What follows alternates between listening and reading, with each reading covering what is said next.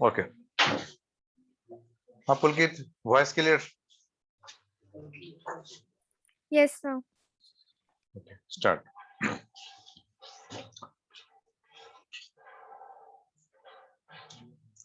Okay,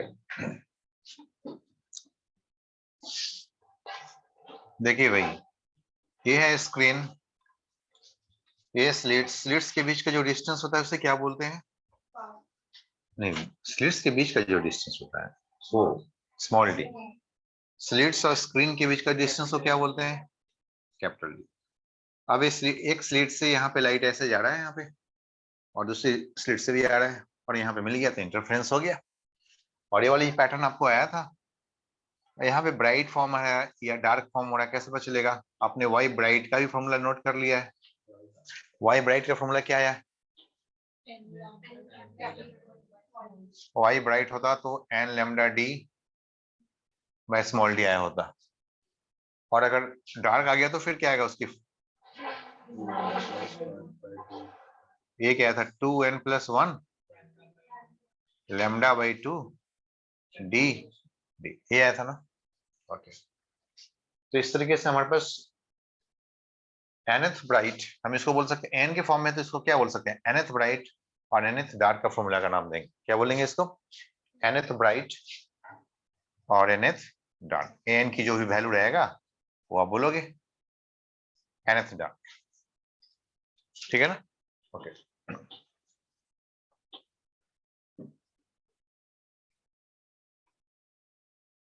सभी pattern, जितने भी स्ट्रिप्स होते हैं, जितने भी ब्राइट और डार्क फॉर्म होंगे, सबका विड्थ सेम ही आता है, सबकी फ्रिंज विड्थ सेम ही आया था। आपने देखा कि यहाँ पे क्या बनता है भाई? सेंट्रल ब्राइट, फिर क्या बनता? डार्क, फिर ऊपर में क्या? डार्क, फिर नीचे क्या? ब्राइट। डार्क के लिए हमने डार्क कर दिया, ब्राइट के लिए ब्राइट छोड़ दिया।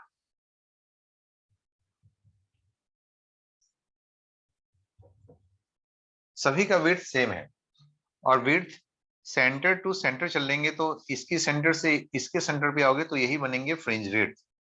यही है विड्थ, फ्रिंज विड्थ यही है। जब ये आ गया था इसकी वैल्यू, फ्रिंज विड्थ की वैल्यू कितना आया था भाई? Lambda D by D.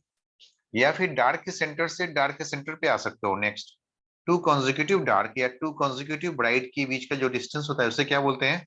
Fringe width बोलते हैं, राइट? फ्रिंज विड्थ, अगर ये फ्रिंज विड्थ है तो सिर्फ एक ब्राइट का विड्थ कितना है?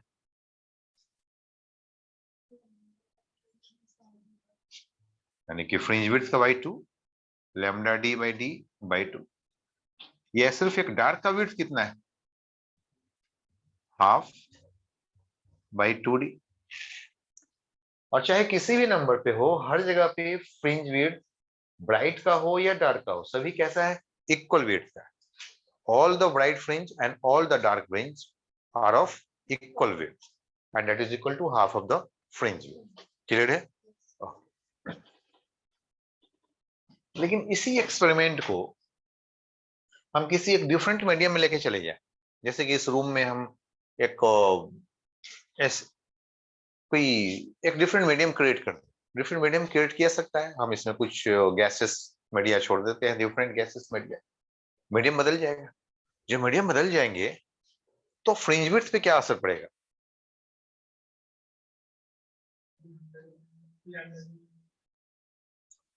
तो मीडियम बदल जाएंगे तो लैम्डा की वैल्यू चेंज कर जाएगा।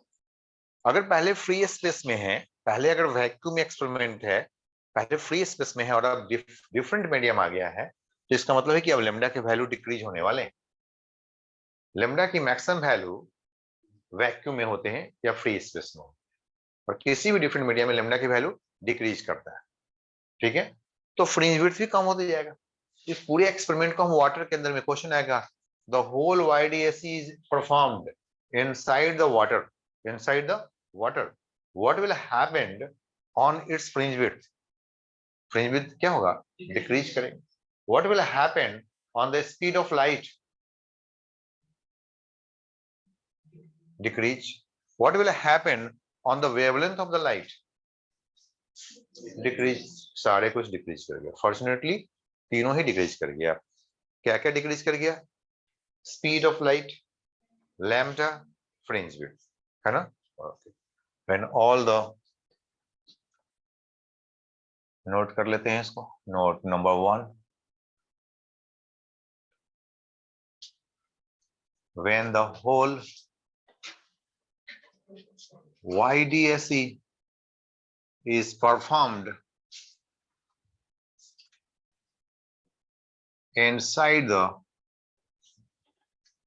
water, और कुछ नहीं कि वाटर के अंदर में, और any other media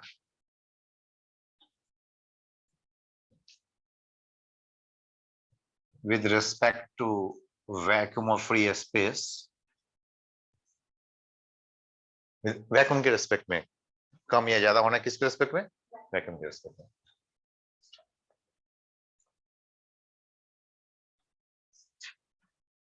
Okay, the wavelength, okay, lambda, speed,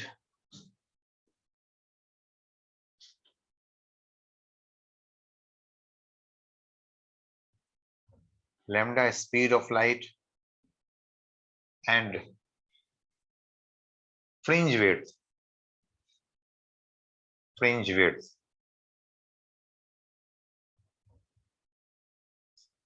all will decrease, सभी डिक्रीज करेंगे। चलो डिक्रीज तो कर गए, अब बात है कितने से डिक्रीज करेंगे भाई? So lambda in the medium is equal to lambda in the vacuum or free space divided by mu. Here mu is called refractive, अब ये टर्म बार बार आएगा, समझ में आ जाएगा कि ये क्या होता है। mu is the refractive index of the medium.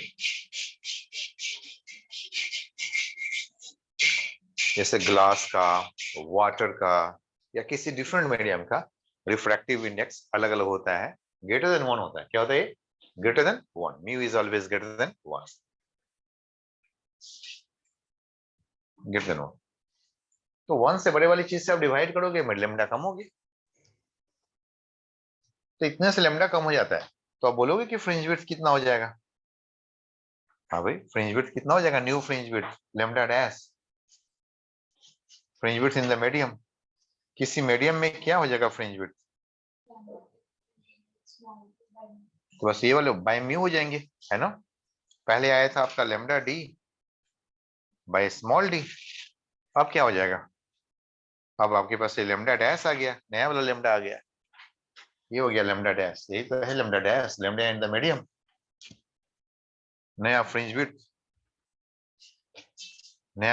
Medium में आ गया लैम्डा डैश। फाइनली क्या बन गया ये? Lambda D by mu D, lambda D by mu D. Water का म्यू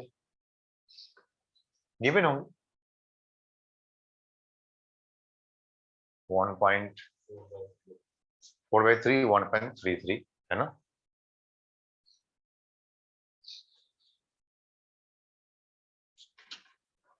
ग्लास का 3/2, 1.5, अलग अलग म्यू की वैल्यू होती है। ग्लास का, वाटर का आमतौर पे सबके माइंड में चलने लगता है जब प्रॉब्लम सॉल्व करते हैं, बाकी का किसी भी चीज का होगा तो क्वेश्चन में गिवन होंगे कि म्यू की वैल्यू क्या है, वो याद नहीं रखने होते। ओके, क्लियर है? और क्या हमने बोला कि भाई स्पीड ऑफ लाइट भी चेंज कर जाएगा। हाँ भाई, स्पीड ऑफ लाइट क्या होना चाहिए? वो भी चेंज करना चाहिए।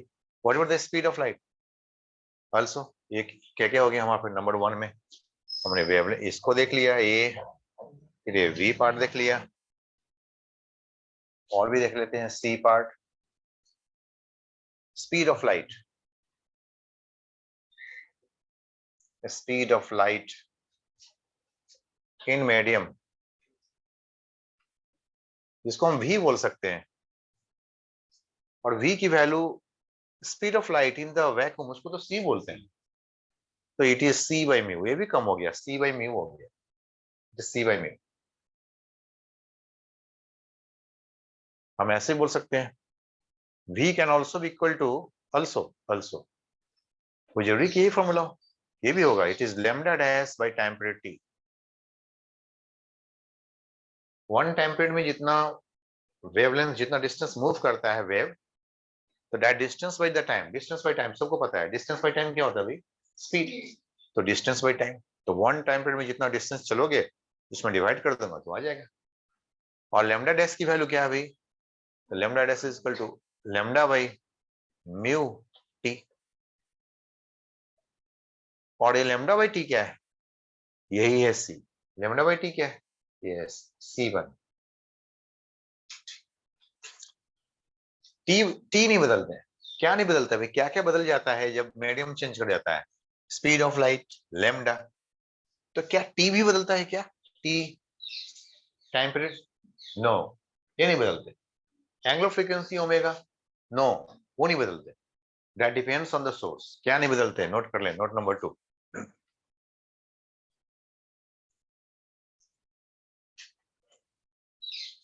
Angular frequency and time period.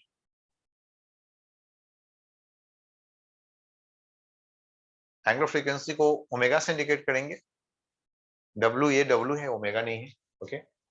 जो इक्वेशन में आता है ये साइन ओमेगा टी, वो वाले इक्वेशन ओमेगा। जो वेव में जो ओमेगा होता है, E is equal to E1 is equal to E01 sine omega T minus K X आया था ना, वो वाली ओमेगा। वो ओमेगा क्या है, that is angular frequency, that depends on, किस पर डिपेंड करता है, वो सोर्स पर डिपेंड करता है। तो that is omega and time period also depends on the source. क्यों भाई, क्योंकि टाइम पीरियड और ओमेगा के साथ बड़ा ही अच्छा सा रिलेशन है, it is simply the 2 pi constant divide by omega. तो angular momentum and time period t 2 pi upon omega do not change, do not change. ये इंडिपेंडेंट ऑफ मीडियम होता है, do not change as it is as it depends on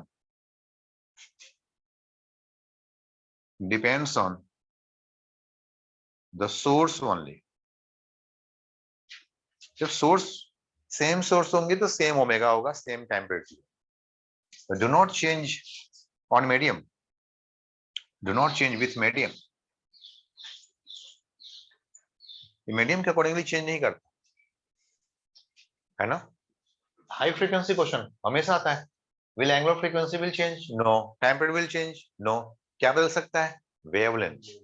wavelength बदल गया तो wavelength से related जो कुछ भी है सब बदल गया है ना। यंग्स YDAC एक्सपेरिमेंट को अगर हम डिफरेंट डिफरेंट मीडियम में परफॉर्म करेंगे तो उनकी जो विड्थ होंगे वो चेंज होगा, और वैक्यूम के रेस्पेक्ट में बोलेंगे तो हमेशा कम होते जाएगा, हमेशा क्या होगा, कम होते जाएगा। हायर द, जितना ज्यादा डेंसिटी होगा उसकी, जितना डेंसली होगा, या जितना जितना ज्यादा ऑब्स्टिकल होगा लाइट को पास करने में, उतना ही कम होते जाएगा, उतना ही कम से कम वेवलेंथ होते जाएगा। उस ऑब्स्टिकल को किस टर्म के रेस्पेक्ट में हम जानते हैं, रिफ्रैक्टिव इंडेक्स। जितना कम से कम स्पीड होगा, जो स्पीड, स्पीड किस पे डिपेंड करता है भाई, स्पीड भी म्यू पे डिपेंड है, स्पीड भी c upon mu, speed of light in vacuum divided by the mu, mu is called refractive index, mu is the refractive index। clear है, okay।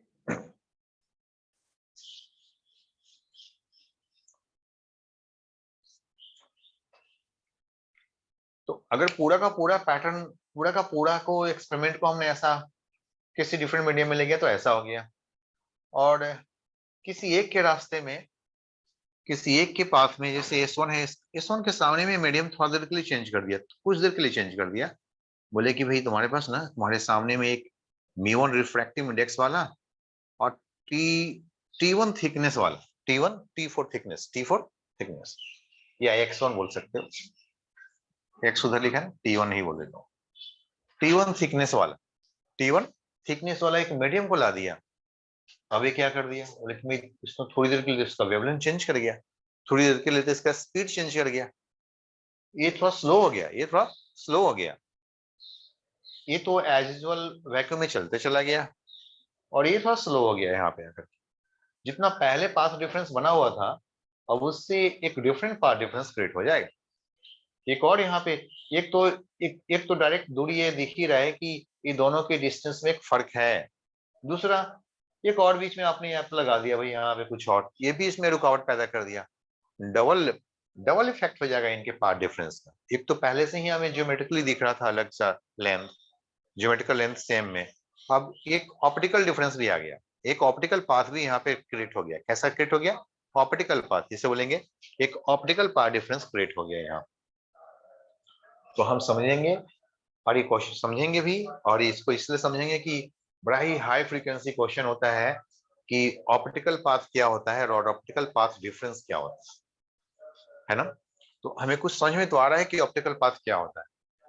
तो ऑप्टिकल पाथ के बारे में अभी मैं बात करता हूँ। इसको हटा दे पहले, इतना क्लियर है।